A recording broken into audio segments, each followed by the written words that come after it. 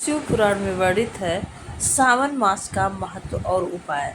शिव पुराण में वर्णित है सावन मास में महिलाओं को हरी चूड़ी पहनना चाहिए, साथ ही हरी रंग के वस्त्र धारण करना चाहिए, जिससे घर में सुख समृद्धि आती है, सभी मनोकामनाएं पूरी होती हैं और साथ ही महादेव की कृपा बनी रहती है, माँ पार्वती जी की कृपा बनी रहती है।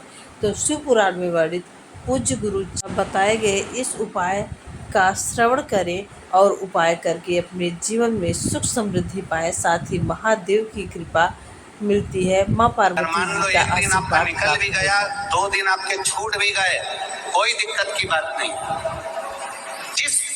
जो पेड़ तुम्हारे यहाँ लगा हो, जो पौधा तुम्हारे यहाँ लगा हो, जो वृक्ष तुम्हारे यहाँ लगा हो, जो क्यारा तुम्हारे यहाँ हो, कुंडी तुम्हारे यहाँ हो, उसी की मिट्टी को, उसी के पेड़ के नीचे, उसी पौधे के नीचे उस मिट्टी को थोड़ा सा हाथ से उसको उठाकर एक लिंग की आकृति बना ले।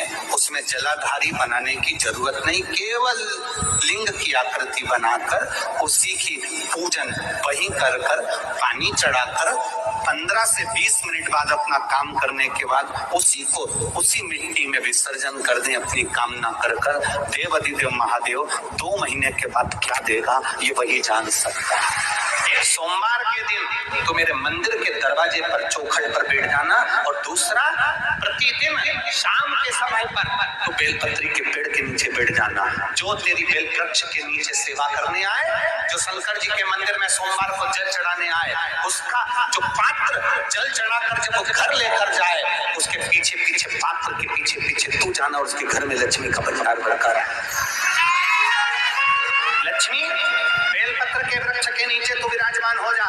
उस बेलपत्र के वृक्ष के नीचे जो कुंवारी लगाए, सेवा करे, चाकरी करे, एक बेटी को जैसे बड़ा करते हैं वैसे बेलपत्री के वृक्ष को जो बड़ा करे, बेलपत्री के वृक्ष का जो पालन करे, पोषण करे, उसकी संभाल करे, उस बेलपत्री के वृक्ष को जैसे जैसे वो उन्नति करे वैसे वैसे उसके घर में समृद्धि बढ़ते जाए। जिसका खुद का मकान नहीं हो, खुद का मकान नहीं हो, किराए के मकान में रहते रहते जिंदगी बीत रही है, खुद का और बहुत दुख का जीवन चल रहा हो, बहुत कष्ट का जीवन, बहुत अपना खुद का कोई मकान नहीं, मान लो प्लाट है पर मकान बन नहीं रहा, या कोई प्रॉपर्टी अपनी नहीं बन रही, तो हम इस व्यास से कहना चाहेंगे कि एक प्रयोग अवश्य करिएगा, एक प्रयोग अवश्य। अपने आसपास के 5-6 बेलपत्र के वृक्ष देख लीजिए,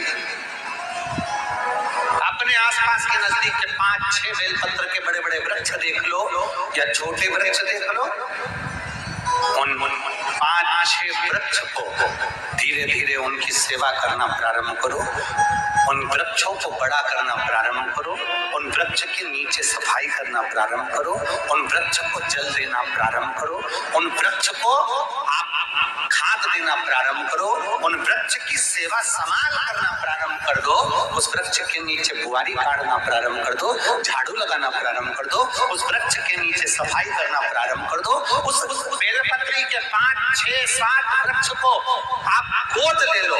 गोद लेना मतलब मैं इसकी सेवा करूंगा, मैं इसमें जल दूंगा, मैं इसकी खाद दूंगा, मैं इसकी सेवा करूंगा, कुछ मत करो, बस केवल इस शरीर से उस बेलपत्र के वृक्ष की सेवा करना रोज प्रारंभ कर दो। 6 महीना इंतजार करना, 6 महीना लगातार सेवा करना, 7वां महीना आपका और हमारा, और बताना कि भोलेनाथ ने प्रॉपर्टी दिलाई कि नहीं दिलाई और आगे बढ़ाया। श्री शिवाय नमस्ते, श्री शिवाय नमस्ते, श्री शिवाय नमस्ते। जिसके नीचे माता लक्ष्मी विराजमान होती है, एक बेलपत्र के वृक्ष के नीचे लक्ष्मी रहती है। दुनिया के लोग कहते हैं लक्ष्मी जी का दिन कौन सा है, बोलो जम के जल्दी से। शुक्रवार।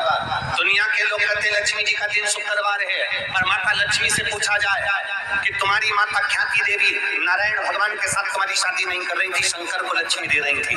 तब तुमने भगवान शंकर से विनती करी, भोले बाबा मैं नारायण से प्रेम करती हूँ, भगवान नारायण से मेरा विवाह हो। तो माता ख्याति देवी से शंकर भगवान ने विनय कर कर कहा कि लक्ष्मी जी का विवाह नारायण के साथ कर दिया जाए।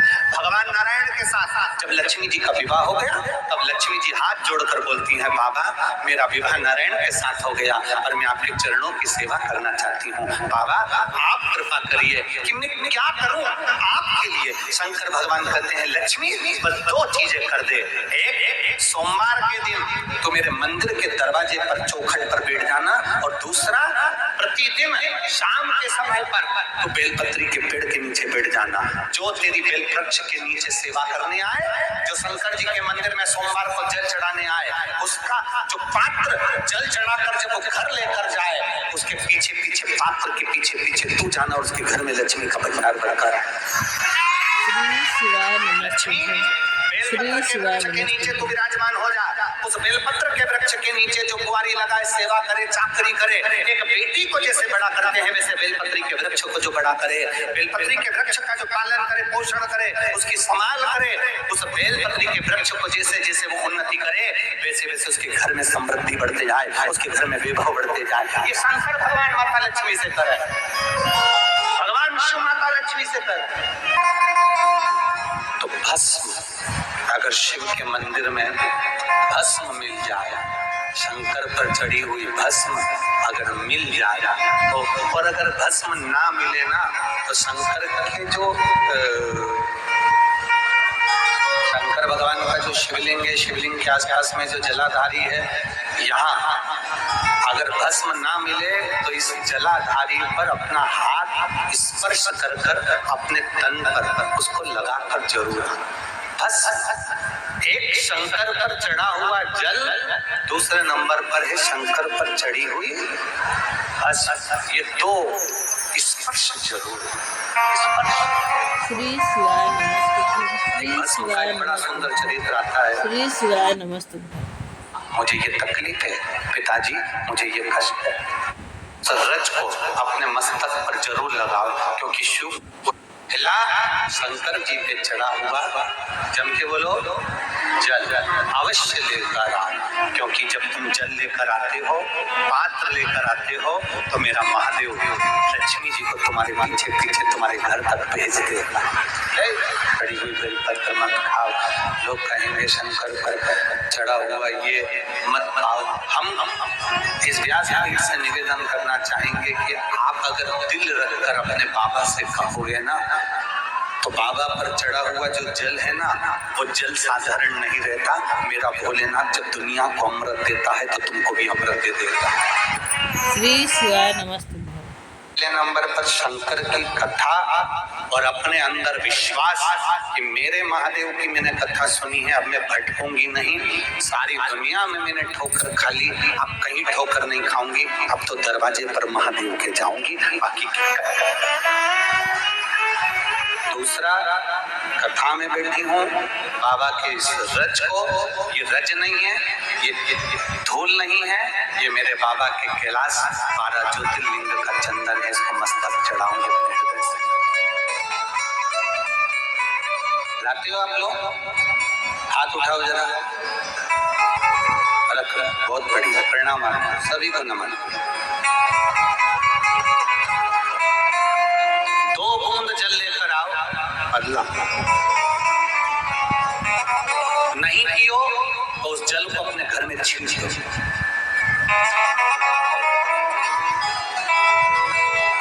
नहीं पी सकते उस जल को छींच दो। सारे घर के लोग नहीं पी रहे, उस जल को मटके में डाल दो, हंडे में डाल दो।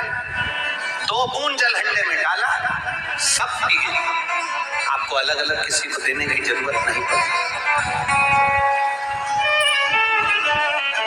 श्री शिवाय नमस्ते। श्री शिवाय नमस्ते का जाप अवश्य करें। सावन मास में हरी चूड़ियाँ पहने, हरी साड़ी पहने और पार्वती माँ को 2 चूड़ियाँ अवश्य ही चढ़ाएं। अगर 2 चूड़ियाँ आप सोमवार को इस जगह रख देते हैं तो आपके जीवन में कभी सुख समृद्धि की कमी नहीं रहेगी। साथ ही जैसे सावन में हरा भरा रहता है, वैसे आपके पारिवारिक जीवन भी हरा भरा रहेगा। तो वीडियो को लाइक शेयर सब्सक्राइब करें। कमेंट बॉक्स में श्री शिवाय नमस्तुभ्यम अवश्य लिखें। श्री शिवाय नमस्तुभ्यम।